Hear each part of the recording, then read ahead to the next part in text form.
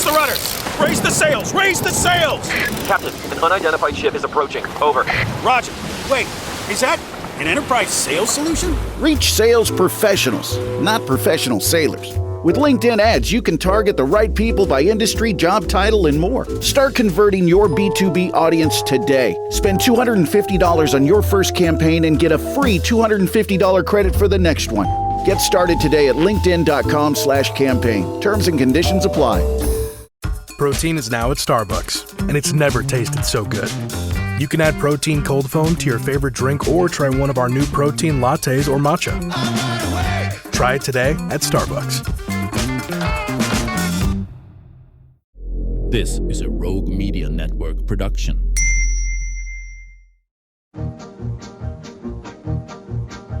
Stars at night are big and bright. Deep in the heart of Texas, the prairie skies are wide and high. Deep in the heart of Texas, deep in the heart of Texas.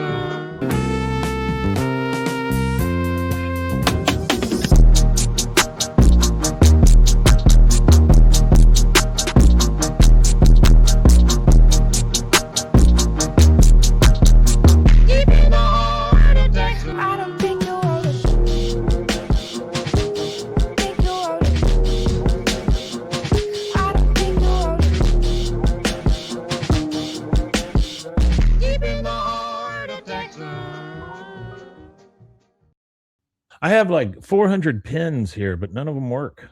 That's not good. Not great. I don't know if it's the paper, it's me, or it's the pins. Hey, everybody, welcome to Bwah Podcast. I am Mike, and he is still rusty. There he is. He's still rusty. Yep. This marks a time when we used to record more than 2 a week. You know, it does. Yeah. Yeah, back in the day, we're jamming them down. But this is, this gets us back on track. We'll be good. I think that everybody got 2 drops in the last couple of days. When they got a Monday and a Friday, like real close. They're about to get another drop real quick. So y'all have like back bunch of stuff coming at you at once. Backity back. Yeah, this is actually a pretty decent episode as far as some voice actors. Some voice actors and stuff. So we have in this one, we have what is it? It's Kelly Clarkson and Ben Stein. Oh yeah, that is Ben Stein, huh? Yeah, and the music teacher Eugene Grandy is voiced by John Ritter, and this is one of his late. I think this was released after he passed, I believe. Oh, really? Wow. So this episode came out on May 2nd, 2004. And he died on September 11, 2003. So this might have been recorded before he passed away and released after. Second biggest tragedy. It'd have to be, 11th, huh? I guess so. Yeah, I didn't realize he died on September 11th. Yeah, second biggest tragedy. It was written by Tony Gomolobo and Rebecca May. Okay. He actually has written on a lot of King of the Hill episodes. Supervising producer, co-executive producer. So he was attached to Tony Gomolobo. He was attached to King of the Hill from around 2001 till its end. He actually worked on the last episode as the co-executive producer, and he also wrote it. The other one that is co-wrote on this one is Rebecca May. Rebecca May also wrote this one with him, and she also worked on a lot of episodes as far as writing and producing and stuff like that. And they write and produce some of the same shows, some of the same episodes together. And the director for this one is Trisha Garcia, and she worked on King of the Hill from season 1 all the way through season 13. She recorded at least one episode a season, sometimes did 3 or 4 episodes, but she was attached to the show for a very long time herself. But that's those people. So yeah, there's also in this is Kelly Clarkson and Ben Stein.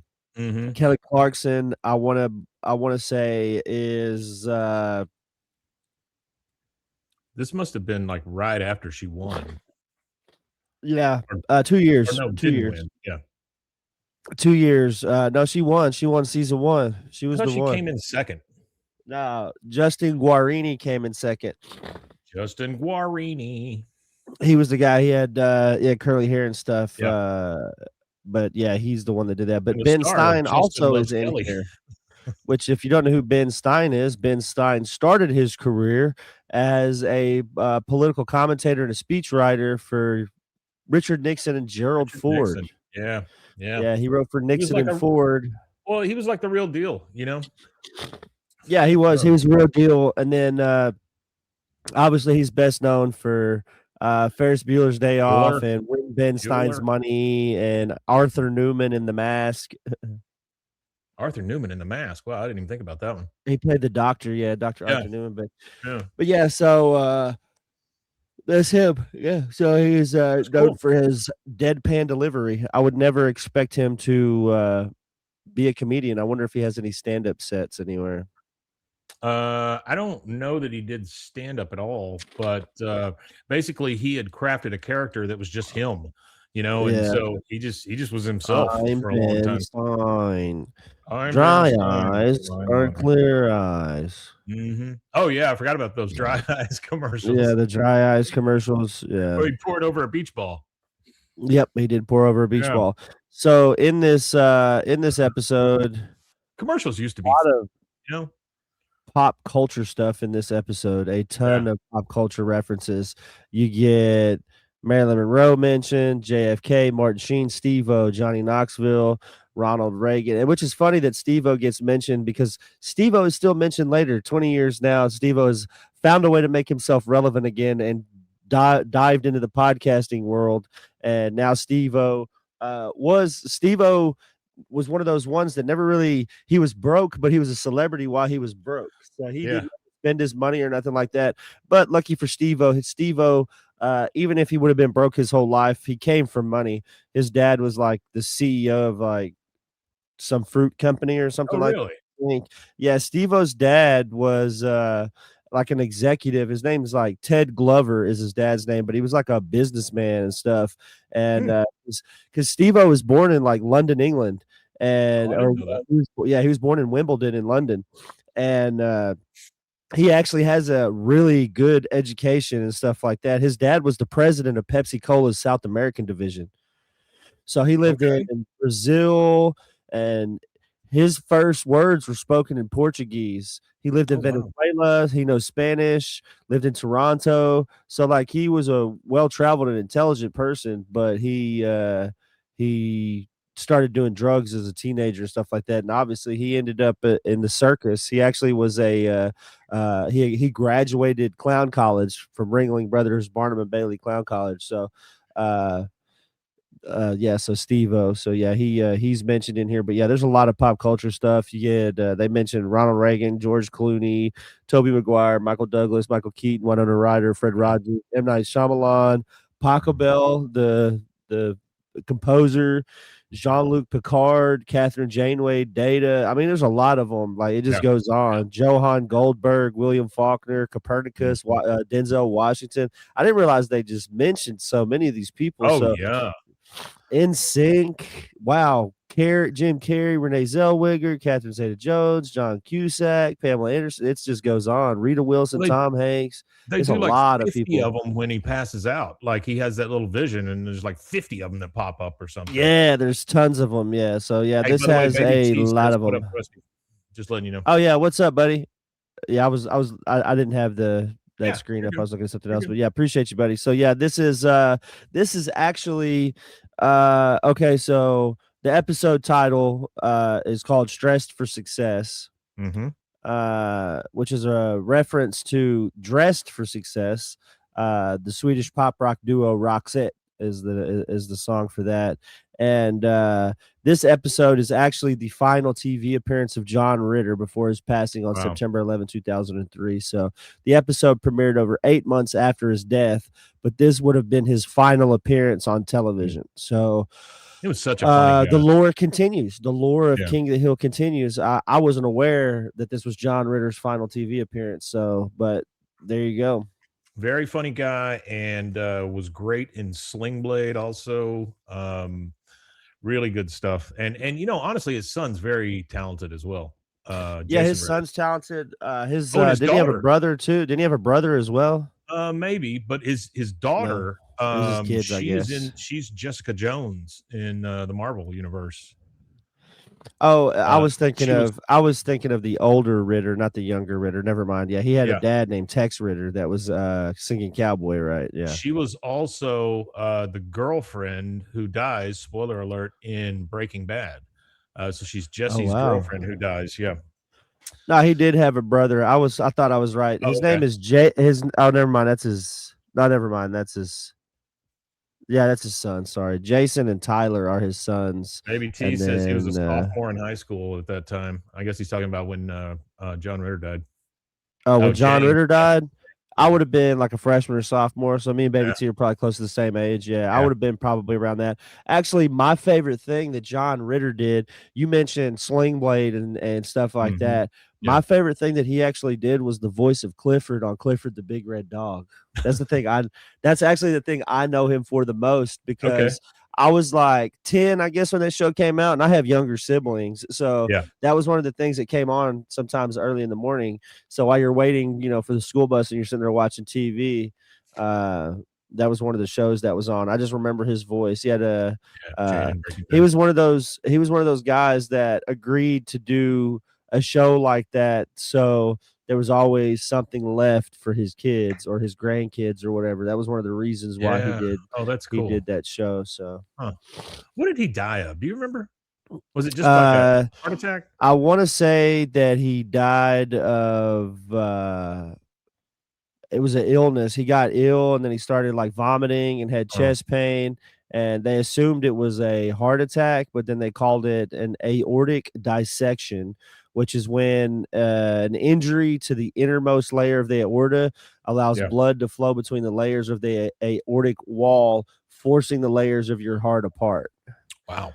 So it's like a tearing of your heart because of a tear on the inside that's pushing everything out from the pressure. So That's it was similar to a heart attack, but it wasn't a heart attack. He was actually rehearsing for his TV show 8 Simple Rules on Walt Disney Studios in Burbank, and he had got sick and they had rushed him to the hospital, which they conveniently, I imagine it's probably by design for medical situations for actors and actresses, but they have a hospital that's directly across the street from the Walt Disney Studio called Providence St. Joseph Medical Center, and they took him there, and he died, at 10:48 that night. He was only 54.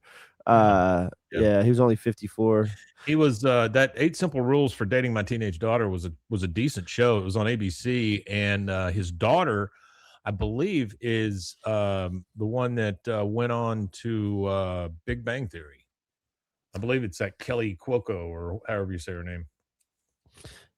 Oh, John Ritter's daughter? Yeah, in the show.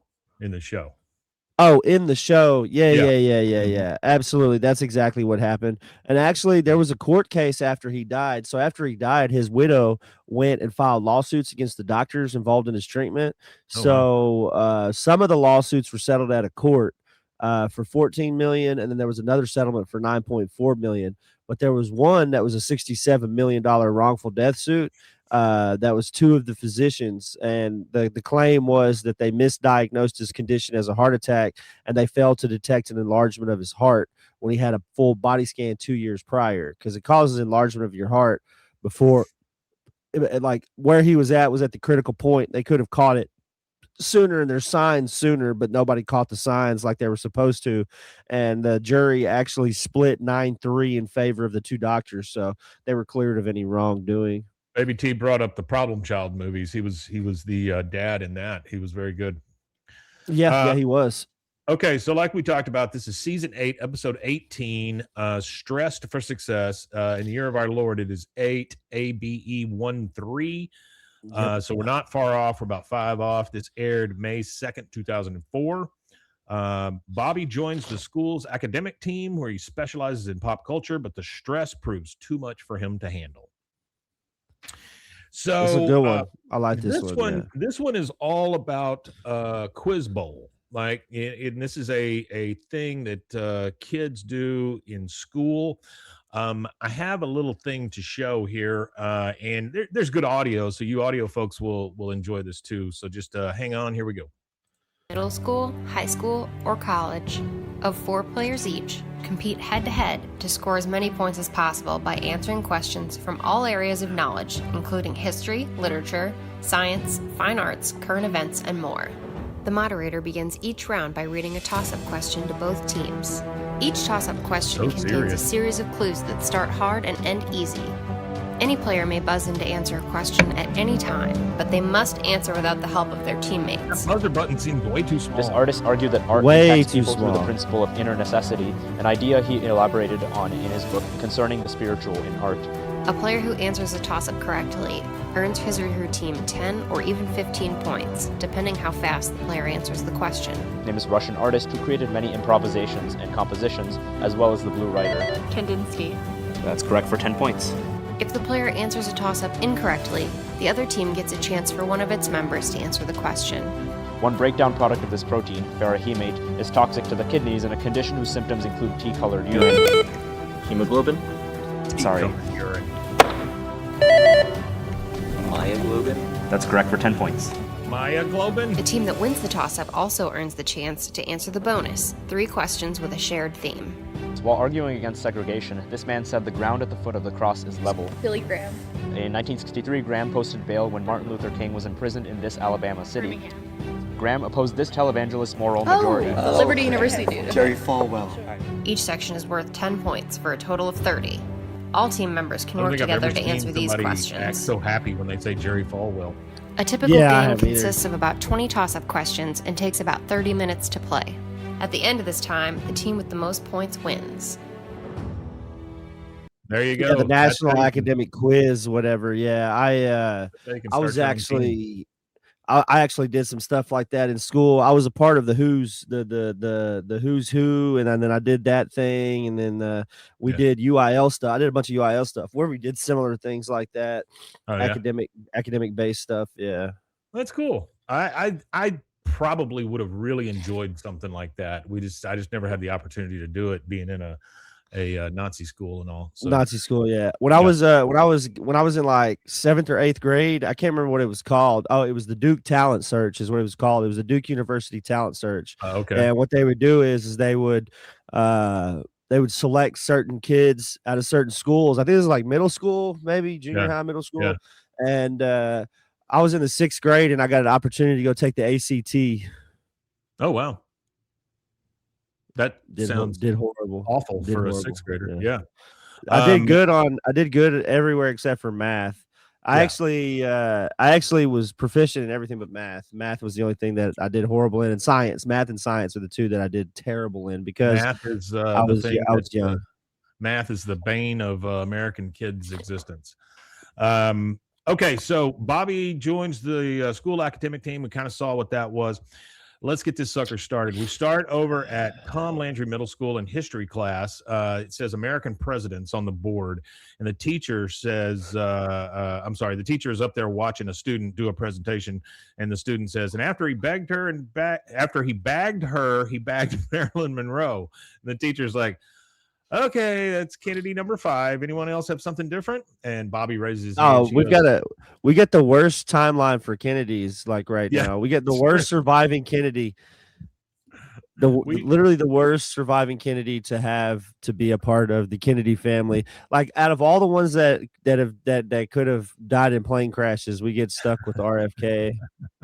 Well, I was watching Saturday Night Live, or a little clip from it the other day, and it was the Weekend Update, and they put up a picture of RFK, and they said RFK seen here on his mission, coming back from his mission to the sun. And so there's this really funny TikTok creator named Doinkles, Doinkles, and he does a really good impression of him, But what it is the clip of his that went viral is the guy was in a praying mantis suit and used AI to put RFK's face over him, so he's like in a praying mantis suit with RFK's face, and the caption was, imagine if RFK was your trip sitter while you were tripping on mushrooms or something like that. And it's like the point of view is like RFK looking over somebody, and it's just really, really, really funny. It's pretty good. He does a really good impression. So the teacher gets happy because Bobby raises his hand. She goes, "Oh, good. Go ahead, Bobby." He goes, "I have chosen the smartest and most photogenic of all the presidents, Mr. Martin Sheen. President Sheen is a Nobel Prize winner in economics, yet he loves poetry. And despite round-the-clock meetings, death threats, and MS, he still finds time for playful banter with his senior staff." The teacher says, "Bobby, your assignment was to research an actual president. Martin Sheen is an actor." He goes, "Oh, yeah? Well, tell that to the 50 million people he helped with his poverty bill." So, of course, they're referring to West Wing, right? Which was super popular which was very popular. All right, so we end up next at the Hill House. Bobby's on the couch and he's watching TV. On the TV, you hear, "Hey, Steve-O, I'm going to drive this golf cart with my butt." And everybody's laughing and everything. So obviously he's watching Jackass. In comes Hank, and he says, "Hey, my hummingbird feeder just got its first customer. Bobby, come take a look." Bobby doesn't move. "Bobby?" He goes, "Oh, huh? Oh, yeah, I've seen them. Animal Planet did hummingbirds in their Wings of Fury week." And Hank's like, "But you don't even have to stand up. Just cock your head a little bit." He goes, "Bobby?" And Bobby still is just glued to the TV, and you hear, "Yeah, Johnny, I'm going to drive it into a wall." And then Bobby finally kind of perks up and goes, "What?" He goes, "Oh, never mind." In comes Peggy. "Bobby, what are you doing watching TV? You have an oral report to redo. Your son thought Martin Sheen was a president." He goes, "No, I didn't, but his character's based on the real President Bartlett, right?" I mean, this is a kid that knows nothing but TV. Hank says, "No, see, this is exactly what happens when you watch too much television. Bobby, turn that off." He kind of makes a thing, and he goes all the way off because all he did was mute it. He turns it off. Hank says, "You can't keep coming home after school and plopping down in front of the TV." And then Peggy, of course, being, she says, "He's right. It's not good for you or the couch." I mean, that she's worried about the couch. She's worried about the couch. Hank says, "Starting tomorrow, you're getting yourself an extracurricular activity, something to keep you busy before your mother and I come home from work." He goes, "But Dad, no buts. Now go start that report." "But which president should I?" Ronald Reagan. Like he knows exactly what. Yeah, he knows exactly. Yeah. All right, next day, Ronald Reagan. Next day, we're at Tom Landry Middle School at the lockers. Bobby's still looking kind of sad. Up comes Connie. "Hey, Bobby, what are you doing?" "Nothing. I'm supposed to be in chess club, but they kicked me out. They don't want you to double jump. They shouldn't play it on a checkerboard," he says real loud, like he's yelling it at the chess club. Connie says, "Sorry, I can't stay and listen to the event, but our Quiz Bowl team keeps losing, and now Coach Grandy is making us do mind sprints after school." Mind sprints. That's good stuff. Mind sprints. Bobby says, "How could you ever lose? You're the smartest person I know." She says, "It's those stupid pop culture questions. How are we supposed to know what out-of-sight actor got his start on the facts?" And he goes, "George Clooney." Everybody knows that. Yeah. Then up comes one of the kids, and he's saying osmosis, mitosis, meiosis, osmosis, mitosis, meiosis. And then you hear another kid, "No, base 10, idiot." And then the teacher is in there, and he says, "Hello, Connie," because she comes in with Bobby. He goes, "Hello, Connie. I'm sorry, Bobby, when you won't change for the vending machine, you're going to have to start going somewhere else." That tells you everything you need to know about Bobby right there and what people think. She didn't think very highly of him. Yeah. Connie says, "No, Bobby wants to join the team." The teacher's like, why would we want? Oh, no, I'm sorry. One of the kids says, "Why would we want Booby Hill so the other teams can feel sorry for us?" Connie said, "Not Booby Hill. Don't call him that." Yeah. Connie says, "They already feel sorry for us because you can't remember the atomic weight of lithium. Bobby's going to be our secret weapon." And one of the other kids, "He's not a math guy, is he? Because I'm a math guy, right? Right?" And she goes, "No, Bobby's a pop culture expert." Another kid, "Oh, really? Ernie, ask him that one you didn't know." "You didn't know it either." What actor gave Peter Parker a new face in 2002? Tobey Maguire. And the guy's like, is he right? The other one's, is he right? The best Spider-Man. And then the teacher says, bravo, Bobby, welcome to the team.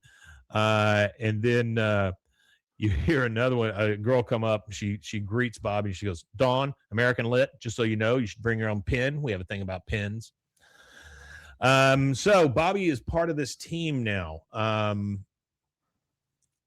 I can't think of anybody else better to do the pop culture part of it other than maybe Bobby. Other than maybe like a 12-year-old girl somewhere, I mean, just for sure. I think Bobby keeps up with it more than they do. Well, yeah, probably so. I feel like. All right, so we're out at the fence. We got all 4 guys. We got Hank, we got Dale, we got Bill, and we got Boom. Baby T says he likes Tom Holland, but yeah, Toby is the GOAT. Sorry. We're at the fence, and Hank says, you guys hear that? That's a sweet sound of Bobby not watching TV. I made him join an after-school activity. Bill says, how do you know he's not watching TV at someone else's house or hiding in the bushes with one of those mini TVs? Dale, they keep making TVs smaller and smaller and bigger. Soon the medium TV is going to be a thing of the past. He's kind of right if you look at it now. Like there's either tiny TVs or there's big TVs. Oh, yeah, no, for sure. There's nothing, mid-level TV. Like, who's buying a 24-inch TV? I mean, that's just not happening. Yeah, nobody's really buying it. I don't even think anybody's buying small TVs anymore, like even for kids' bedrooms, a 50-inch TV is only, $200. Yeah. I remember every once in a while I'll be going through Walmart and go by that electronics aisle, and I'll see like a 75-inch TV for like $300. I'm like, I remember when the big CRT TVs went really cheap. I think the last one that my dad bought was like a 40-inch, and it was like $700. It was like the big CRT TVs. That was like the last one we got. Well, I think before I bought the TV that we have now in the living room, it was the one before that was a 62-inch plasma, and it weighed about 1 million pounds, and it had that weird 3D thing where you wear the glasses that flutter, Oh, yeah. That I only used about twice, and then they broke because somebody sat on them. So it was a great TV, but then we're watching TV one day and it just goes, and there's only sound, and you couldn't get it back on. So no, they're hard to repair too. Yeah. Now it's sitting out by one of my sheds out here, and my grandson is going to take it to the rage room so he can beat it with a bat. Oh wow, awesome! Yeah. Hey man, it's a way to get that damn TV off the side of my shed too. If it gets it out of there. So he's worried about mid-level TVs. Bobby rides up on his bike and he says, hey Dad, guess what? I joined the academic team. He goes, academic team? That is a fancy way of saying you need to go to study hall. He goes, no, I'm the pop culture guy. The what? Come on, test me. Give me a name. And Bill, of course, Michael Douglas. No, Michael Keaton. He goes, Mr. Mom, Gung Ho, Beetlejuice with Winona Ryder, Batman Returns, and place it all started, Mr. Rogers' Neighborhood. That you hear impressive, and then that is impressive because I forgot Michael Keaton was on Mr. Rogers' Neighborhood. Yeah. Boomhauer, I love Mr. Rogers. And you hear, wow, Hank, how's it feel to be the father of a genius? He goes, Bobby's a good kid, but he's no genius. We have the report cards to prove it. And since when is popular culture considered academic?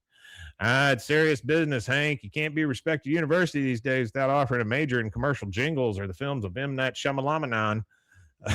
Shyamalan. And then you hear Boomhauer pick this moment to talk. He said, yeah, man, talking about dang old Oberlin, man. You got a Phi Beta Kappa on them Muppets, yo. He says, what? That's asinine. What kind of job can you get with a degree in pop culture? You can be a professor of pop culture. Wow, Bobby the professor. And all of them like, they start thinking, scratching their chins and thinking. All right, we're at the first. You can't really do anything with a pop culture degree. No, and I don't understand why you have a degree in pop culture. It seems like you would take that time to learn more pop culture. I think so. Yeah. So we're at the first quiz. It's in the gym over at Tom Landry Middle School.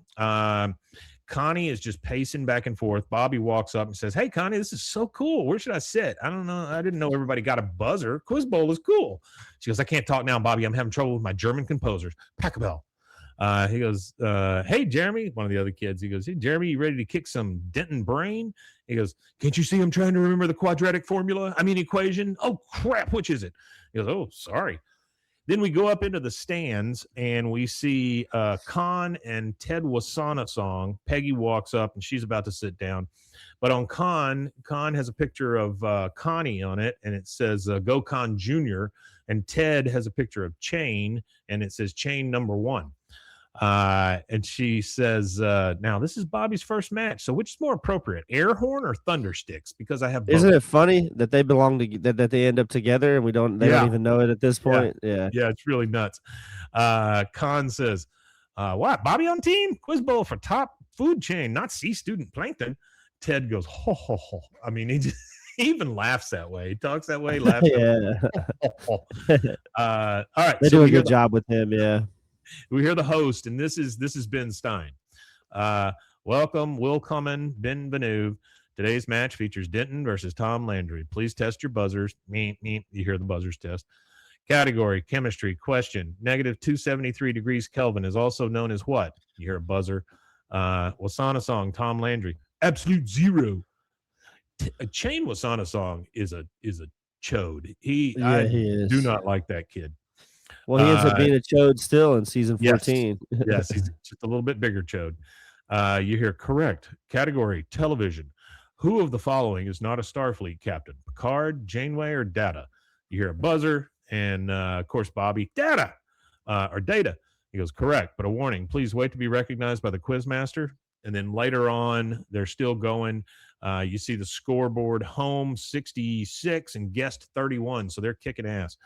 You hear another buzzer. He goes, Hill, Tom Landry. And then Bobby says, Alvin, Simon, and Theodore. Correct. And time expires. Winner, Tom Landry. Everybody cheers. And then you pan up to the state or the seating, and you hear super, just super. With proper training, Bobby could lead the team to the championship. They could be number 1. And then Peggy's like, just think, if I hadn't set him in front of the TV to keep him from crying, we would not be here today.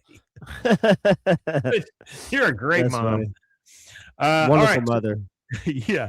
Now the guys and Hank are in Hank's backyard watching his hummingbird feeder, which is quite the hobby. Okay. You ever had a hummingbird feeder? Yes, I've had bird feeders. Yeah. Bird feeders are fun. There's actually a company that makes these bird feeders. And it's not just bird feeders. It's like a bird feeder with like a little platform where you can put a little food for like woodland creatures, I guess. Yeah. But they have like a camera, so on your phone it'll alert you if there's a hummingbird on it, and you can literally watch the hummingbird on the feeder anywhere you are. There's somebody who makes these little picnic tables for them. You ever seen those? Yeah, like the I've seen those. Yeah, picnic tables and stuff. I think that's cute as hell. Yeah, and then there's also a channel on YouTube that all they do is they dump these large piles of food like in the middle of the woods, and then they've got like those cameras on them, and you just watch the animals come and go and eat the food, and it is so peaceful, and it's very nice, very, very nice. That is absolutely what I would watch to go to sleep. I mean, that would absolutely. I love watching hummingbird feeders. Yeah, either that or golf, one or the other. All right, so the guys are in the backyard with Hank. They're watching the hummingbird feeder. He goes, yep, 4 parts water, 1 part sugar. And Bill, of course, got any leftovers? Up comes Bobby. Hey, Dad, we won. You should have seen it. We came out strong. Math, spelling, geography. Then we hit the wall. 2 art histories and a physics. And Bill's like, oh, no. How did you ever recover, Professor? The lightning round. It was TV theme songs. I cleaned house. And then everybody cheers. Hank says, I wanted Bobby to become the kind of kid who did stuff after school, but the stuff after school is just becoming more like Bobby. And Bill's like, you must be very proud. I guess he's proud that Bobby is still doing something. Yeah. All right, we are in class with the Quiz Bowl kids. And one of the kids, Connie says, you were on fire yesterday, Bobby. And one of the other kids says, I can't believe you made that kid cry. He goes, I'd cried too if I didn't know what movies Denzel got his Oscars for. Glory, Training Day. He knows all about Denzel. Denzel Washington's actual first movie. So a lot of people don't know this. Okay, so Denzel Washington's let me pull up his filmography real fast. I can't remember the name of the movie, but his first movie, he played a it was like he had this fake British accent. So he played like a British guy or something like that. It's called no, actually it wasn't his first one that he was in. It was the second movie he was in. The first movie he's in was called A Carbon Copy.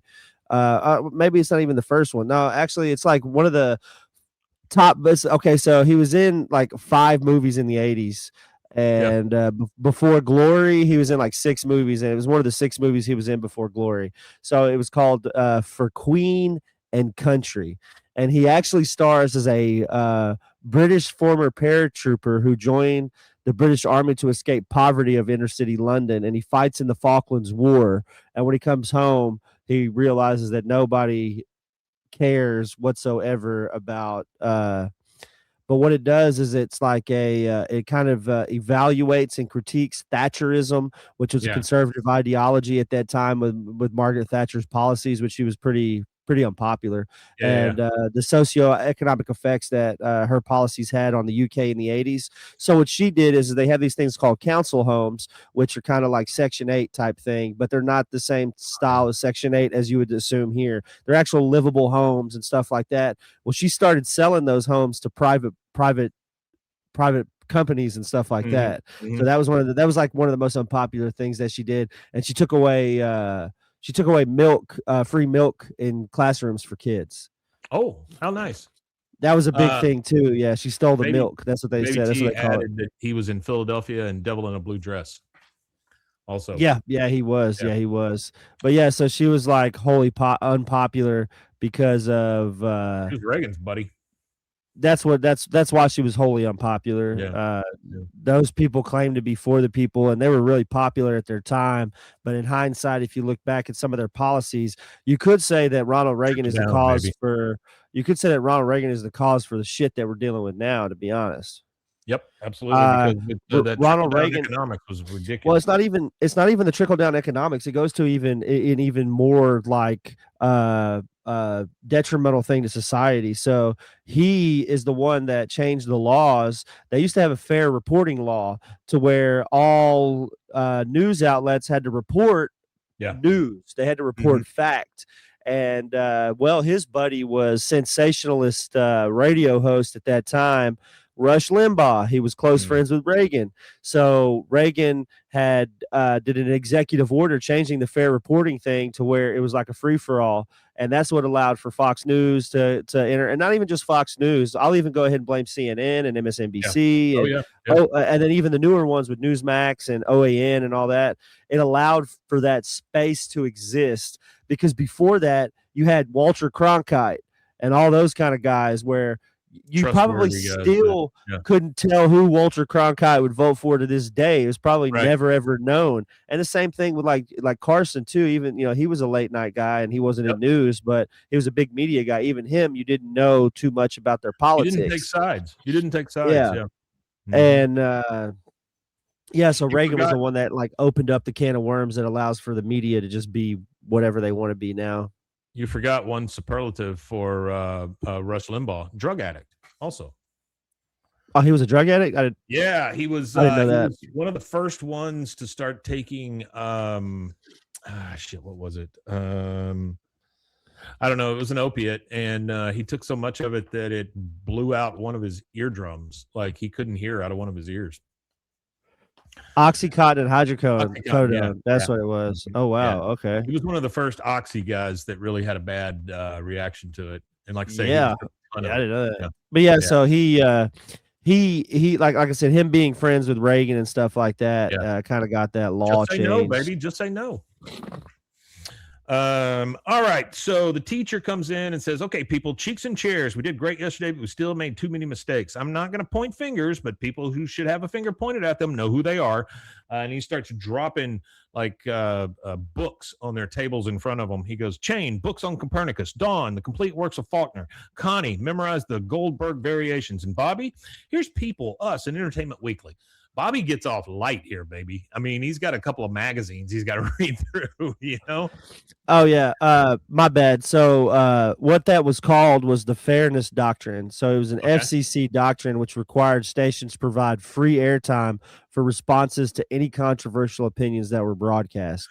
That's what I thought. I thought it was like a double-sided thing, you know? Yeah, that's what it was. So it forced the opinion, but it forced both opinions to be presented. So media wasn't Honestly, like, it should be.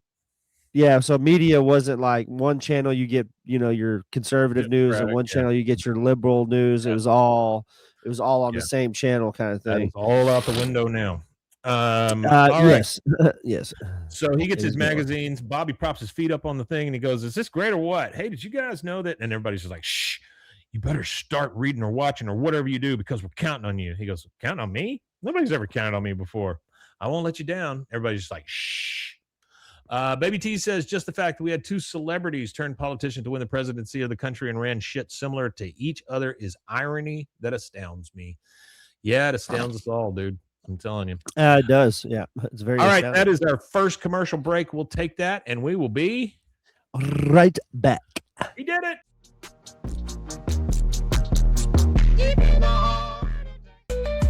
Join the Daily High Club, the premier destination for glass water pipes, vaporizers, and accessories. Since 2015, we've sold over 1 million quality products and teamed up with legends like Snoop Dogg and Tommy Chong. Ready to elevate your smoking game? Visit dailyhighclub.com for our El Primo subscription box or shop unique pieces today.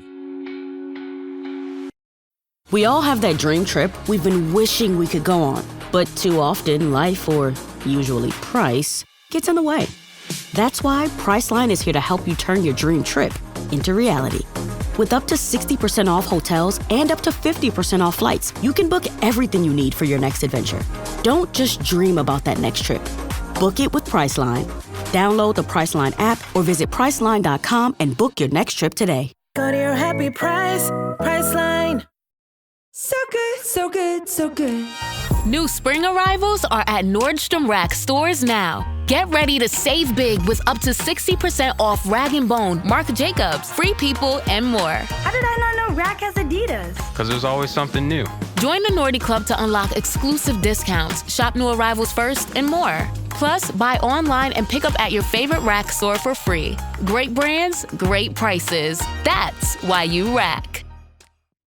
Discover the world of luxury sex toys at Luxury Toy X and indulge in the ultimate pleasure experience. For years, we have been dedicated to the belief that sexuality and wellness are essential components of a happy and healthy life. With over 70,000 satisfied customers, we take pride in our ability to provide products that enhance your sexual well-being. Join our community of satisfied customers and unlock a world of pleasure and self-discovery. Visit luxurytoyx.com today.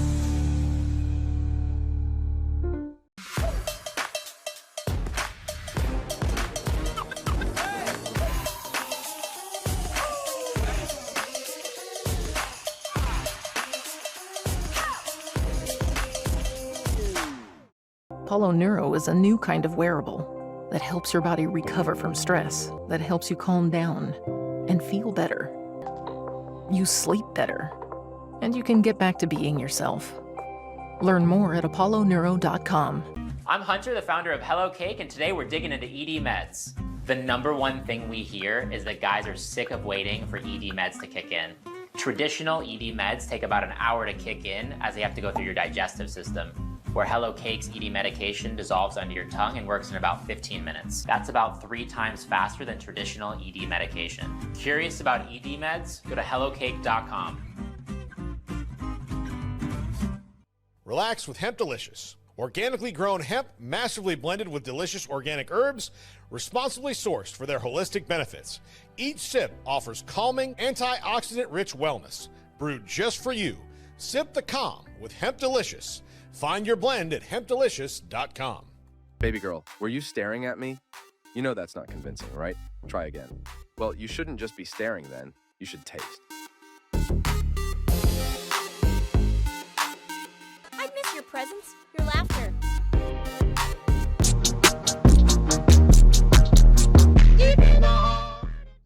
That is just the creepiest commercial. Yeah, it's funny. Baby girl, why are you staring? Yeah. Okay. Freaking idiots. All right, so Why we you come staring? back. Why are you staring? I miss your laughter. Your kiss. We're back at the Hill House. Bobby's in his PJs. He's in his room. He's taking notes and watching TV. You hear Bobby breakfast. I'm blanketing the pigs. I love that phrase. I'm blanketing the pigs. And I like that too. He shouts back and says, "I can't right now. TRL is pop up." And then you hear, and he goes, "Oh, dang it! You remember the pop up videos?" No, I don't remember those. Which ones? So they would show music videos, and little informational pop-ups would happen during the music video to tell you things about. Oh yeah. I remember those. Yeah, I remember that. I know what you're talking about now. Yeah, I remember that. Those were a hell of a lot of fun to watch. I mean, they had them on VH1 and MTV. Yeah. Yeah. I really enjoyed them, honestly. All right, and then the last music videos that I remember watching on MTV are Helena by My Chemical Romance and the song Untitled by Simple Plan, which is like a car wreck. It's like the whole video of the Simple Plan song is like a car wreck. And then obviously Helena, that's like a popular one. It's like the funeral or whatever. Those are the two last ones that I remember watching as a teenager. I was there day one, dude. Day one of MTV. Video killed the radio star. Buggles. I remember when it came on. I was over at my friend Donald's house, and it was very, very exciting for us. Even though they showed about 12 videos over and over and over, but it was like nothing we had ever seen. I mean, it was pretty amazing. It was brand new, yeah. Because I know they had music videos already at that point, but you didn't see them like regularly. You would have to hunt that out. That was like on. Did they release those on tapes or in the theaters, or how did that work? No. You would maybe see them on something like Dick Clark's show or something like that. I mean, you just never really saw them. You had things like the Midnight Special, which was Wolfman Jack, and he would have people on there to perform. And then you had Saturday Night Live, of course, that had musical acts. You started seeing more music. You had Hee Haw that was doing all country stuff. Okay. It was always a variety show or something like that where you saw people perform. And music videos were an entirely new thing. Like we had no idea what they were really. I've got something for you. So in the late 1950s, there was a visual jukebox that was designed in France called the Scopitone, and it featured Scopitone fills were the forerunner of music videos. So what it was like this box or technology that they made, and they would feed a 16 millimeter film roll in it, and they would put it on there, and it would have pre-recorded, obviously, like videos to put on there. Right. The one that my mom had mentioned to me, because I was talking to her about music television, and she said that back in the day when she was a kid, and she would have been like 5 or 6 when this show started, right. And it went all the way through until she was a teenager, so it was kind of popular for like her era, was a TV show, and this was new to like TV period. They didn't have nothing like this in the States, I don't even think, at this point, but it was Top of the Pops. They had a TV show in England. It was the Top of the Pops TV show. Yeah. And I want to say that predates Ed Sullivan. But that was like a weekly show, and it actually ran for a really long time. It ran from 1964 to 2006. So really? I actually remember listening to. This is the 90s. There was a band called Five that my sister is like when the boy bands, it was like a British boy band. And then there was obviously the girl band, Spice Girls. So I remember listening to Spice Girls on this Top of the Pop before I moved to the United States. That's my pop culture music thing that I remember. Over here, we had Dick Clark with American Bandstand, and that would come on every Saturday. And then as soon as that went off, Soul Train would come on. Soul Train. And, I love Soul Train. Yeah, I like Soul Train. Yeah. I wish they would bring that back, honestly. Yeah, I would take both of them. American Bandstand was kind of cool because you would have these. They would play records and get the kids to vote whether they were a hit or a flop or whatever, and they would give them a score, and then they'd bring some live music on, and you just watch people dance and stuff. I mean, it was a very simple show, but it worked. You know. Yeah, for sure. So yeah, so there you go, guys. So the beginning of music video TV shows as you know it. If you want to started in England. If you want to learn some stuff about MTV, there's a great documentary called I Want My MTV out there, and I think it's on a lot of the free services and stuff, but it's a really good one that talks about all the VJs and where they came from and how they started it. They really had no money. Yeah, no, for sure. People always joke and say that white folks have no culture. We started the music video industry. That's right. We started the music video industry in England. When I was teaching, we would with talk our toast about, and beans. We were eating toast and beans, creating music videos. Right. When I was teaching, those kids would ask me about, or we would talk about culture and stuff, you know, because it was African American and Hispanic schools basically. You know, it had like 3 white kids in it or whatever, and so I'm teaching there, and they would ask me about my history and my culture, and I would say, well, it's mostly like bologna sandwiches and mayonnaise, you know, that kind of thing. You should have told them on Christmas we eat Jell-O with hot dogs in it. Jell-O hot dogs in it. That's what happened to us. All right, so we are in the kitchen, like I say, and Bobby is watching his pop-up videos, and we get wait, did I fuck something? No, I didn't. Okay. So he's watching his pop-up videos, and then Hank is in there already, and he goes, I can't believe you're serving him breakfast in bed. Breakfast was the only motivation he had to leave his room. She goes, Hank, we are the parents of a gifted child now. It is our responsibility to nurture him. He goes, but the whole point was to get him out of the house. She goes, if you were Einstein's father, we would not have the bomb. And then from the other room, you hear Bobby say, call our cable operator. There's a new MTV channel. So that was when MTV was well established, and it was starting MTV2 and all of that stuff. MTV2, MTV Tray, MTV, all the world channels, because they started spreading it out through the world. They had tons, and then it slowly whittled away into nothing until Jersey Rob Dyrdek. Rob Dyrdek is the one that rode out the last bit of pennies they had. He stole every last dollar from MTV for ridiculousness. He actually got paid. The contract that they agreed upon for him to do ridiculousness was just absolutely ridiculousness. You know, those guys at America's Funniest Home Videos have to be like, why didn't we get paid that much? You know? Oh, they didn't get paid crap. The only reason why Rob, not only that, Rob Dyrdek being a known name before he went and did that, which he created the show. So I guess it's a little different than just having Bob Saget be your host, because Bob Saget was famous, obviously. But I guess just him having be the host and not actually the show creator is what the difference is, and how they got paid. But I do know that the contract for ridiculousness was pretty insane, and his actual work regimen for that show was pretty crazy too. But they would record like 5 or 6 episodes a day, and he was putting out like 200 and something episodes a year of that show. Yeah.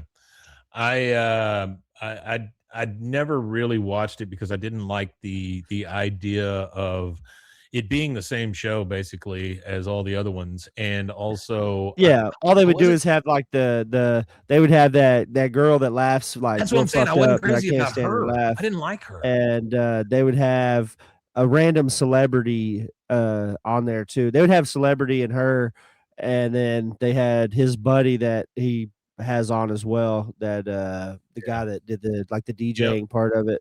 You know where his theme came from, right? No, not at all. It's a Devo song. It's a Devo song that I guess he got the rights to, but it just starts yeah. Knowing him, he probably got the rights to it. He's actually a consummate businessman. He is very, very, very, very, very good businessman. Yeah, now he doesn't have to do anything. No, he has this weird thing that he has now that he created. It's his new product, which is pretty much just a life scheduler, is what he came up with. He's like, every minute of your day counts. And then he showed his schedule. He has every single part of his day is planned from when he wakes up to when he goes to sleep. He has allotted time for spend time with kids, eat breakfast, spend time with wife, go to lunch, do this job, do this, spend time with kids, pick kids up from this, do that. Like, it's just so regimented. It's unbelievable.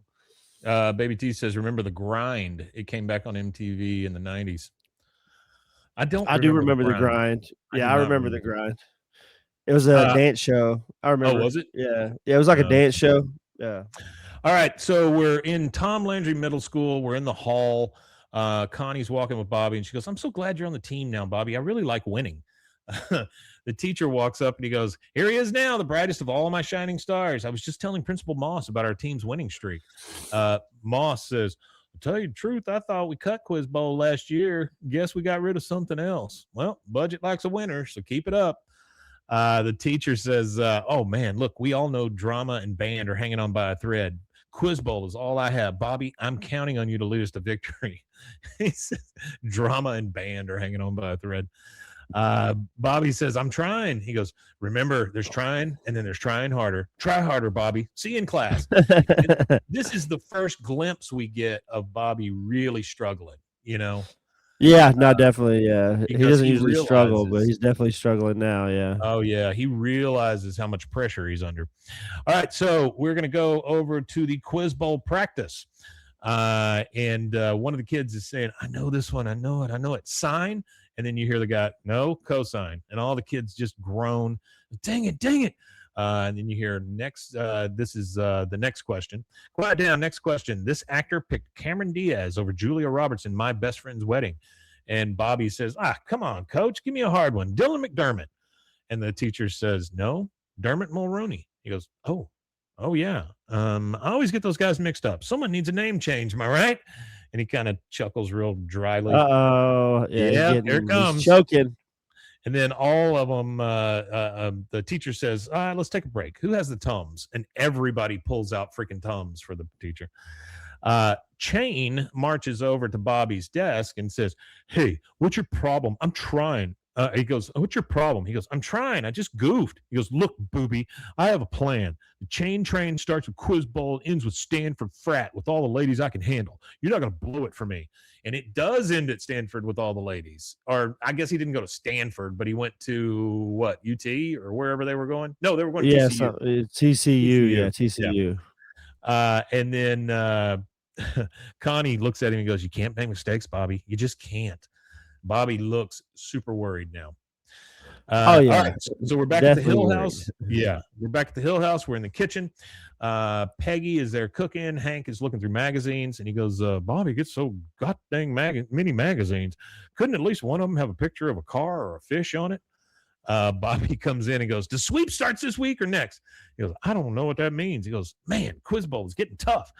He goes, yeah, it's real hard sitting around watching TV. Bobby says, I know. They broke up. I haven't even read the one where they got together. He's looking at all the magazines and stuff. He grabs all the magazines. He takes them out onto the patio, and he's just flipping through them so quick. We're starting to see Bobby start to unravel here. Yeah, he is. He's not doing too good. And as he's sitting there kind of, shoving all this information into his brain, Khan and Ted Wasana come up with a mini fridge on a dolly.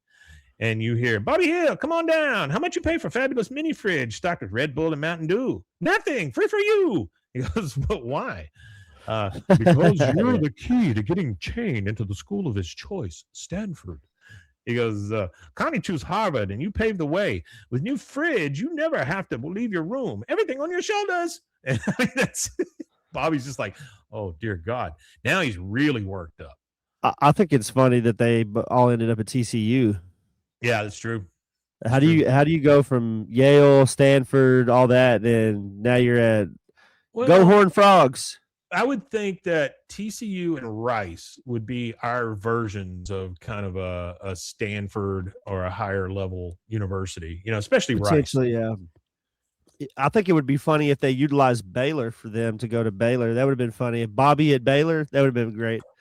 We were watching we watched part of a documentary last night. We both fell asleep on it, but we were watching part of a documentary on Netflix, and it was about this travel company that had this guy who would host students, college students abroad, and apparently he was raping them. And that's what the documentary was. That's what the documentary was all about. And then we paused it, because we both were just like, oh God, we got to go to sleep. And on the screen was the name of that company and all the universities around it. And the closest one was Baylor. So that's neat. Yeah. Go Baylor.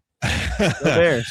Yeah. Go Bears. All right. We're at Tom Landry Middle School, the gym. It's Quiz Bowl. Yeah. Sorry to interrupt. No, you're fine. We're speaking of Baylor, and it just reminded me real fast.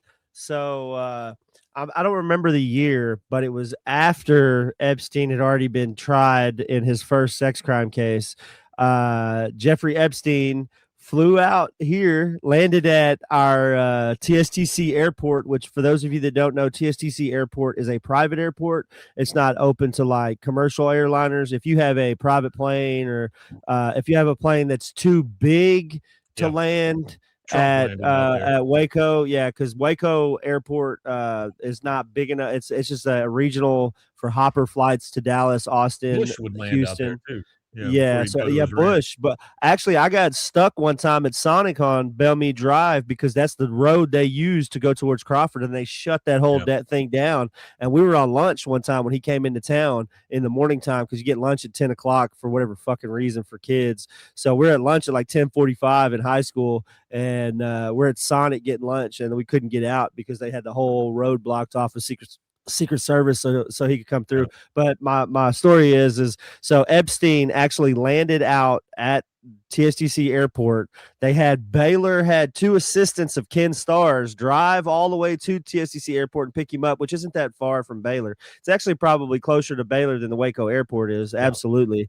So they go and they pick him up and they drive him to Baylor. So all things you might need to check in your city too, but Epstein was in Waco, Texas. The thing that's crazy to me. That's crazy. I didn't really understand the tie that Starr had to Epstein until his lawyer stuff. Yeah. Until after Epstein died and you started hearing all this stuff. I recorded Ken Starr's last audiobook. Yeah. Him and his wife came over and recorded a whole audiobook with us, and I did all the editing. Wow. That's crazy. Thanks. So you're 1 degree to Epstein from Ken Starr. 1 degree from Epstein. Damn. Is Mike in the files? Let's check the files. I'm just kidding. Also works check the files. That helps. Yeah. That's cool. That's cool. No, that's cool. You did Ken Starr's last audiobook. Yeah. That's pretty cool. No, he like died maybe a year later, and that was it. I mean, my great grandma sewed Hitler's last T-shirt. No, I'm just kidding. It's a seamstress for the Nazis. She was a seamstress, She didn't really vibe with the whole thing, but she could stitch up a killer shirt. I don't like this design. It's just the same thing over and over. Yeah. All right, so we're at Tom Landry Middle School. We're in the gym. It's the Quiz Bowl. We see the scoreboard: home 54, guess 53. So it's a nail biter. It's really close. Oh, Baby T did say Con did try to get Connie and Rice in the Redneck on Rainy Street. I do remember that. I remember that too. Yeah. Actually, one of the largest Southeast Asian communities is in Houston. So that's true. Well, it's a port city also, so I mean, you get a lot of different stuff there. All right, so we hear a buzzer, and then the host says McBainterberry, and he goes Ursa Minor. He goes correct. McBainterberry ties the game, and I mean everybody is really on edge now because they're not supposed to be tying, and it's way too close for them. You hear a bell ding, and he goes, and time expires. How delightful. We have a tiebreaker. The winner will face Sterndal in the district finals. You hear the audience murmuring, and he says, category, the Grammys. Question, who is Dana Owens better known as? And you hear a buzzer. He goes, Hill, Tom Landry. And he just kind of freezes. And so the guy says, 5 seconds. He goes, Queen Latifah? You're correct. Winner, Tom Landry. Everybody cheers and laughs and stuff. So he is really feeling the heat. I've got one more thing I want to show you. This is Show us. Yeah, this is a lightning round from Quiz Bowl. Tony-winning musical In the Heights. Teresa. Lin-Manuel Miranda. Yes. What tiny principality along the Mediterranean Sea is the most densely populated country in the world? Dennis. Monaco. Yes. Who became the first Norman king of England after defeating Anglo-Saxon forces? No, they do not. Teresa. William the Conqueror. Correct. In taxonomy, frogs belong to what class? Ishan? Amphibians. Yes. What work by Charles Dickens ends with the famous phrase, God bless us, everyone? Teresa? A Christmas Carol? Yes. Originally founded in 1642 as Ville-Marie, what is the most populous city in the province of Quebec? Dennis? Montreal. Yes. What butterfly-shaped gland in the neck secretes hormones? Wilson? Thyroid. Thyroid, correct. The Battle of Bunker Hill took place on June 17 of what year? Dennis? 1775. Yes. What is the chemical formula for methane? Ishan? CH4. Yes. The Vltava River runs through the capital, Acton Boxborough with 415 points. I am going to say that they're not glad they won. They're glad it's over. Yeah, I'm a big Jeopardy fan, so I like quiz games. Oh, sure. There's this. They used to do one locally. Yeah, there's also one called it's a British quiz show, quiz panel show. Yeah. There's a lot of panel shows in England. They have a lot of fucking panel shows. But this one was done with Stephen Fry, and it was called QI is what it was called. QI instead of IQ, it was called QI. The premise of the show was so it's considered a game quiz show, and pretty much the format is you have to answer questions that are extremely obscure, making it unlikely that you'll give the correct answer. So to compensate, the panelists are awarded points not only for the correct answer but also for interesting answers, regardless of whether they are correct or relate to the original question at all, while points are deducted for answers which are not only wrong, but pathetically obvious. So it's a really, really good show, and they couldn't have picked a better guy to really do it. Stephen Fry's great. Stephen Fry is the host. I want to say he's the host for the whole thing. Like, he does the whole series because there's a bunch of them, obviously. But either way, I guess not. I guess there's been a few people that did it, but either way, the best one for me is the one where obviously is Stephen Fry. Yeah, Stephen Fry's hilarious to me. And he's really smart. He's really smart. Yeah. Okay, so he did the show. So the show was on for a while. Stephen Fry did it from 2003 to 2016. That's when the show ended. But there's this English comedian. I don't know if you've ever heard of him. His name's Alan Davies. Mm-hmm. You've heard of Alan Davies? Yeah. So he was actually the only permanent panelist. So I watched a lot of English comedy. Okay, so you saw Jonathan Creek then. Did you ever watch the Mystery John? Yeah, okay. So he was in that, obviously. So he's the permanent panelist, and then they would have 3 guest panelists per episode, and then they would have some guests that were on a lot. There's some really funny comedians that they have on there. Bill Bailey is a really funny comedian. He's Bill Bailey, go home. Yeah, Bill Bailey's pretty good, and then they had Jimmy Carr was on there a bunch, but they pretty much just have a bunch of English comedians. The only one that wasn't English, I'm pretty sure there was one guy that I want to say, man, I wish I could remember his name now because he was on there, but he was actually an American comedian, but his career never did anything in America, so he ended up like he's an American doing comedy in England. But I can't remember his name. He was on there too, but it's a good show. I would recommend it for anybody to go watch it. I always loved English comedy because there's 2 kinds of English comedy, not 3. So there's slapstick. Rich Hall. Oh, Rich Hall's great. He's the one that did Sniglets. He did Sniglets. Yeah. Not necessarily the news. That's what it was. Not necessarily the news. Yeah. But he did these little things called Sniglets. And then so English comedy is always either fall down, get hit with a ladder, kind of, pratfall stuff, or super dry, super smart. There's no real in between, except for some of the like situation comedy stuff, and I wasn't a real big fan. Well, even some of the situation comedy stuff's really funny because like the Keeping Up with Appearances and Faulty Towers and all that kind of stuff.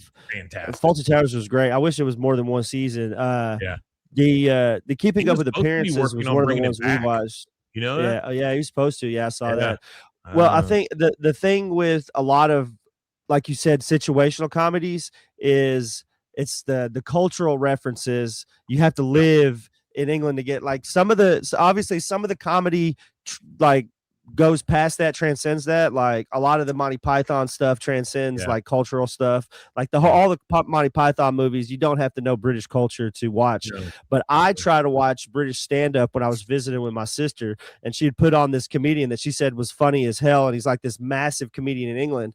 And it's just not, I just couldn't, I could find the stuff I could catch funny, but most of it just wasn't funny to me because I'm not his target audience. Well, there's no commonality, you know. I mean, I didn't know any of the pop culture stuff because the comedian was around my sister's age, and all the stuff that he was talking about was stuff that I missed. So now 80s and 90s pop culture references for Britain, I get those, but because my mom and dad obviously grew up or were in their 20s and 30s in the 80s and 90s in England, so I get a lot of that stuff. But when it comes to like the 2000s and like it's just not funny. Yeah, right. Yeah, some of you just don't identify with. Yeah, now, but Rich Hall apparently it's kind of funny. His first professional work was. Huh. It's kind of funny. He worked on the original daytime David Letterman show. Was his first job as a writer and performer on that show. He was on Letterman a lot. Honestly. Yeah, he actually won. He actually got the Letterman. He's the one that got the Letterman Nami for Emmy Award for Outstanding Individual Achievement in Writing for David Letterman, because David Letterman. That show actually got a bunch of Emmys after they canceled Rich it. Hall was super dry. Yeah. So apparently later in his career, he goes to England and he starts doing a ton of panel shows, QI being one of them and stuff like that. And then boom, he kind of got famous. He kind of got famous. His second wave was in England. Yeah, that sounds freaking fun to me, honestly. All right, so we're for sure. We're at the Hill House. We're in Bobby's room, and here's another mention of this. He is watching the movie A Dinner of Onions, and he's listening to the director track. And the director says, "When I directed this scene, the sky wasn't sad enough. Read about how we fixed it in post in the companion book." Bobby's like, "Oh, companion book!" Like he's got enough he's got to keep up with already, right? Yeah. Hank walks in and he sees. My God, Bobby has tons and tons of Post-it notes behind his head on his wall.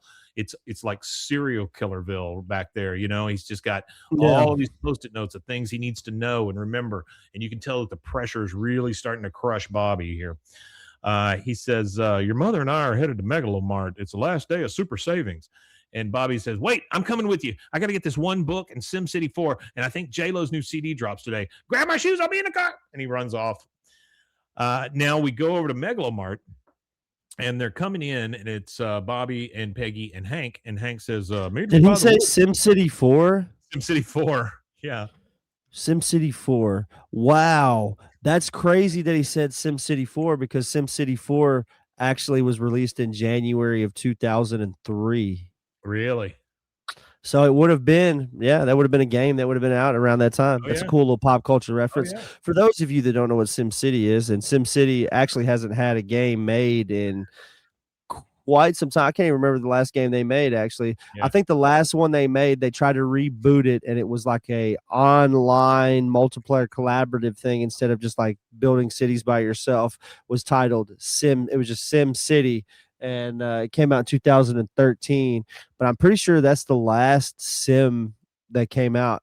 I got a funny story about the Sims, the Maxis universe Sim games. Yeah. So as a kid, when I first moved here from England, I already had a 5th grade education according to the Texas standard. So the first like 5 or 6 years of school just sucked because all I really learned was like history. Right. American history, Texas history, science, math, English, up to like 5th grade. I didn't really, and then after that, you just don't care anymore because the first 5 or 6 years of your school just sucked. But when I got to 3rd grade, I had this badass teacher. Now she had a Mac and at the time it was like one of the most powerful Macs that it was like the school had just got brand new Macs, like the most powerful Macs that were on the market at the time. And she had a magazine that was like an Apple magazine, and it had games and stuff in it too. So what she would do for me is that she would acquire the game that I wanted, and she would get the game and she would install it on the computer for me. And instead of forcing me to be bored in class or go to recess or anything like that, she would let me play the game as long as my work was complete. So I would finish my work and I would pretty much just sit there and play sim games. So Sim Ant, Sim Town, Sim Earth. So she had all this, like, she bought all these like sim because she could justify the educational need for the game. So I played Sim Town. That was the one I played. I played that more than any of them, and that was a really fun one. Those games are awesome back in the day, all those Maxis games, because they weren't meant to be educational. I don't think they were intended to be educational, but they really made you think to play you had to like kind of think about complex stuff in order to be able to play the game. Did you know that there is a problem in Simlish is Shufli. Oh, Shufli. Oh, you know a little bit of the language, huh? This is cool. Is Whipna Chaba Dog? No, I looked it up. Oh, you looked it up. That's funny. Yeah, that stupid little language they used.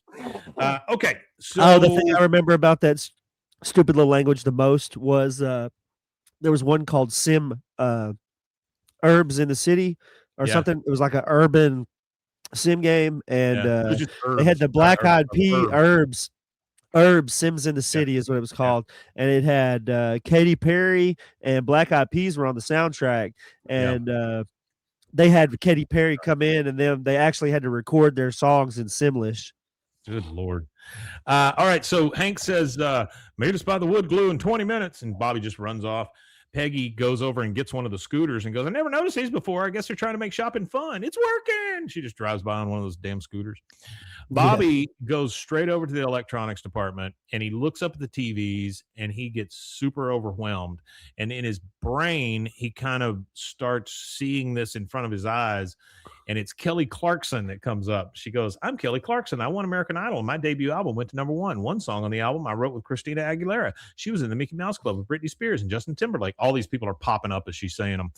Justin is a member of NSYNC. They sing on the soundtrack for The Grinch, starring Jim Carrey. Jim Carrey was in a movie with Renee Zellweger, who's worked with Catherine Zeta-Jones, who's acted with John Cusack, who is House in Malibu, near Pamela Anderson, who dated Scott Baio, who was on Happy Days with Ron Howard, who directed Apollo 13, starring Tom Hanks, who's married to Rita Wilson, who was in, and then you just hear, and just gets faster and faster and faster. And Bobby faints. He faints, and that takes us to our second commercial break and our last one. Second commercial break. And we will be right back. There you go.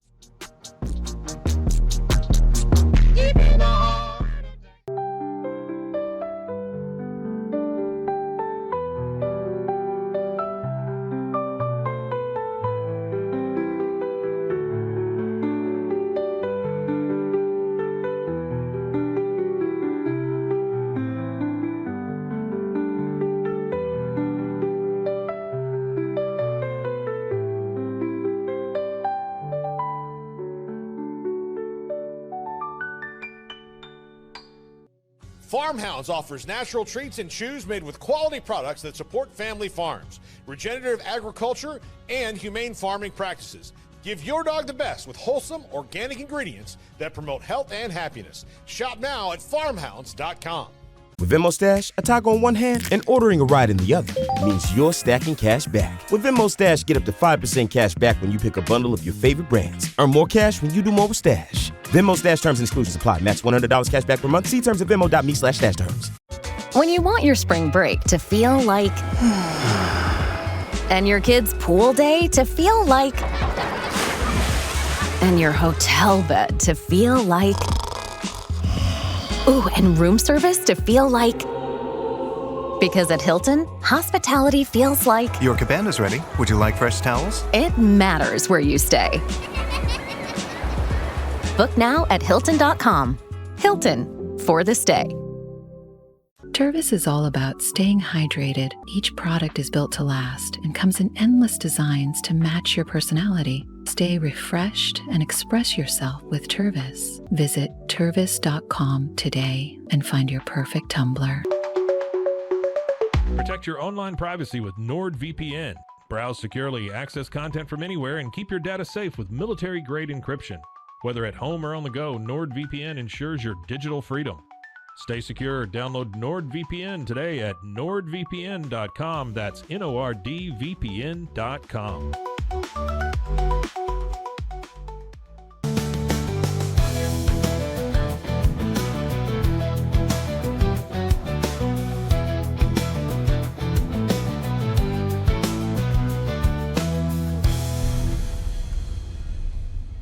Looking for tickets to the hottest shows, games, and events? Ticket Liquidator is your one-stop shop for great prices, no hassles, and guaranteed tickets. Since 2003, we've been connecting buyers and sellers, providing access to sold-out events at prices lower than most secondary market options. Whether it's sports, theater, or concerts, our massive nationwide network ensures you get the tickets you want, guaranteed. For the best seats at the biggest events, start with Ticket Liquidator today at ticketliquidator.com. That's TICKETLIQUIDATOR.com. Ticket Liquidator.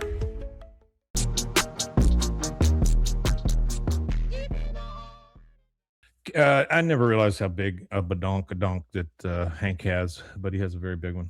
All right, so we left with Bobby fainting. He starts to kind of blink his eyes and open up, and then he sees his mom and dad and some people from the store. He goes, "Oh, what happened?" Peggy says, "Bobby, are you okay? Follow my nose with your eyes." And then she like darts her face all over the place, which is just insane. He goes, "Peggy, give him some air. Now, Bobby, you just fainted. How do you feel?" He goes, "Oh, I don't know. It was weird. It was like my heart was on fast forward, but my brain was on pause, then nothing." He goes, "Well, he was running pretty fast, and it's quarter mile to electronics. The body isn't used to that kind of activity level." Now, this woman is there who seems like a doctor, but she works for Megalomart. I don't know what her title is. She goes, "Actually, Mr. Hill, it sounds like to me your son had a panic attack." He goes, "A panic attack? Maybe we should get him to a doctor." She goes, "Sir, Megalomart trains us to take care of all medical situations." And then she gets on the phone for the PA and she goes, "Attention shoppers, if there's a doctor in the store, please report to Megalo Clinic." So I guess she's like, Yeah. she works at Megalo Clinic. Yeah. A little bit later, there has been a doctor show up. That doctor is in a Mexican wedding shirt and a floppy hat because I guess he's there to pick up stuff for his vacation. He goes, "Mr. and Mrs. Hill, it looks like Bobby had a panic attack." And then he goes, "Doctor, he's in middle school. What does he have to panic about?" He goes, "Well, if I had to choose between performing heart surgery and going to the 7th grade dance right now, I'd say scalpel, please." Scalpel. Scalpel, please. Hank says, "So the boy's too tense? Well, what do you recommend? Icy hot? The Ben Gay? The Ben Gay." I love that. Yeah. He goes, "No, you can't just put ointment on this, Mr. Hill. Teen stress is a very serious problem that can lead to ulcers and many other health concerns." And Peggy all of a sudden perks up. "Well, what should I do? Should I give him a hug or does he need the space?" He goes, "Well, there's a book I can recommend." Oh, thank God there's a book. Later, we're in the Hill kitchen. So they've taken Bobby home. They put him down to rest. And Peggy's reading the book called "Don't Worry, Be Happy, Stress Relief for Teens." Hank is talking to Peggy and he goes, "Well, I just checked on Bobby. He stopped muttering to himself. You find anything in there?" He's talking about the book. She goes, "It says here that what Bobby needs is a lifestyle change. Their words, not emphasis. Their words, my emphasis. Now, first, we must have to create a stress-free environment or a safe zone." And Hank says, "You need me to build something? I still got those old treehouse designs." Hank does not understand what's going on at all. No, he doesn't. Not even a little bit. Peggy says, "No, it involves things like scented candles, hot teas, positive affirmation. Hank, go make Bobby feel good about himself. Compliment him." Oh. He goes, "For what?" She goes, "Whatever. Tell him he has good hair." "What?" "Oh, he does." And he goes to see Bobby, who's in his bed. He goes, "So your TV watching got you under the weather, did it?" He goes, "Yeah, I guess so." "Wait a second. What time is it? Did you hear the weekly top 40? What was number 1? Did anything have a bullet?" He goes, "Don't worry about that now, Bobby. Just get some rest." He goes, "But the countdown Nielsen rating, supersize it." He goes, "Your mother likes your hair." He goes, "Hair, directed by Milos Forman." I mean, Bobby just can't get out of his own way right now. Yeah, no, he can't. Yeah, shape. he's trapped. So now He's we're in the definitely living trapped. Yes. Now we're in the living room. They're pulling all the curtains too. There's lighting scented candles. They take everything off the table and put that book there, the "Don't Worry, Be Happy" book. And Bobby is like on the couch and he goes, "Oh, so dark with this thing on because he's got a sleep mask on. He goes, what are you doing? She goes, shh, it's okay, Bobby. Everything is very safe. We're going to take, ow. Ooh, okay. I just burned myself. She burned herself on a candle. She goes, but you are very, very safe. And she goes to Hank and says, I got to get some ice. He goes, okay, Bobby, we're going to take your mind on a journey. You're laying on a beach on a warm, sunny day. Your legs feel like spaghetti. He goes, what kind of spaghetti? Fettuccine? Angel hair? He goes, calm down, Bobby. Chill out, Bobby. Yeah. He goes, how about some tea?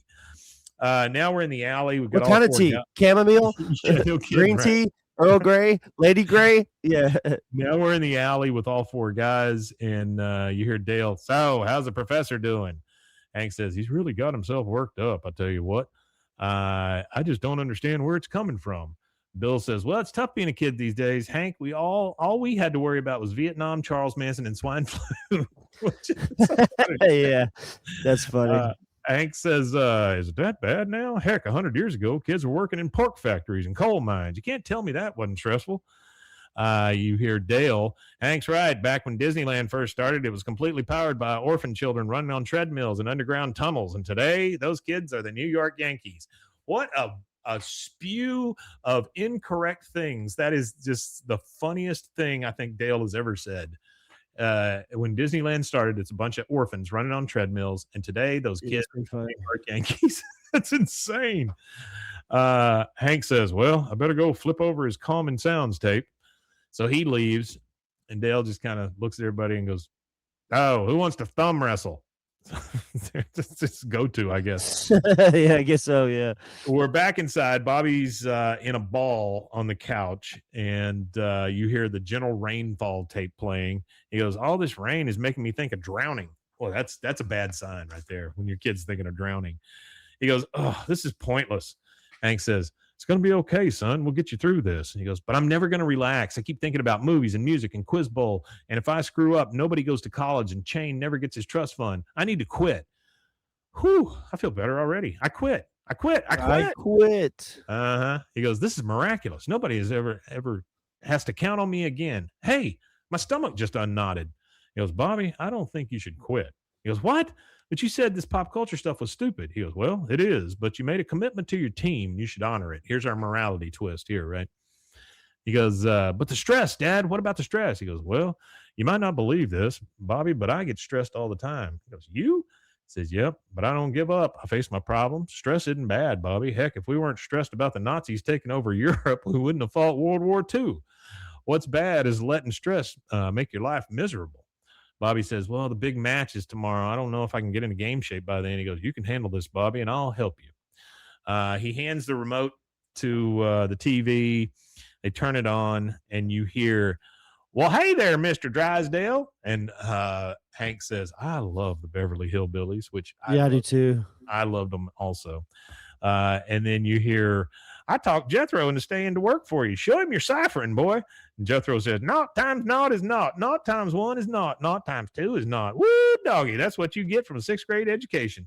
Both of them start just laughing and kind of bonding over this. And Hank says, you know, the guy who played Jed Clampett also played Barnaby Jones, the milk-drinking elderly private eye. Peggy's kind of watching them talk. She's very proud of the fact that Hank is able to connect with his son. He goes, he fought, he said, played Barnaby Jones, and he goes, oh, wow, cool. And he goes, and Jethro's dad, Max Bear Sr., was a heavyweight boxing champ. He fought Joe Louis. He goes, hey, Dad, why is Jethro dressed so funny? He's trying to be a double knot spy. Look, he's putting his lead spy hat on. A double knot spy. That's right. And they both just laugh, and we get our credits. Now, after the credits, the script says, let's take a break. Who has the Tums from the teacher? Hulu said, or the films of M. Night Shyamalan. And that is it. That is the end of season 8, episode 18. Stressed for Success. That is it. That was all. It was a good episode. It's fun. Yeah, I like this episode. Yeah, I mean it's not. It doesn't have anything to do with anything. Honestly, it's kind of a bottle episode, but it's very good. All right, Rusty, you want to tell them where they can find us? Yeah, you can find us at BWAAAKOTH at all social medias. If you're listening to this on audio only, go to youtube.com/@BWAAAKOTH and give us a follow, like, and subscribe over there and come check us out. Follow, like, and subscribe, and check us out. I would like to say thank you to everybody who's here and who was here. Thank you guys for continuing to show up. Thanks for sticking with us through our little rough patches. We'll be back on Friday, and then we'll be back again on Monday. So that really just leaves us one thing left to say.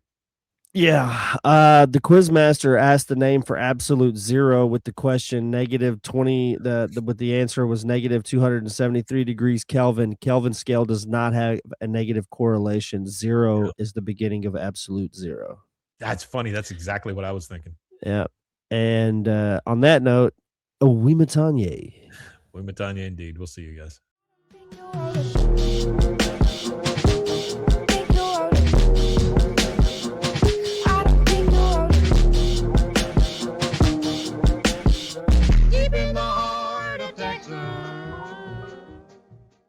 This has been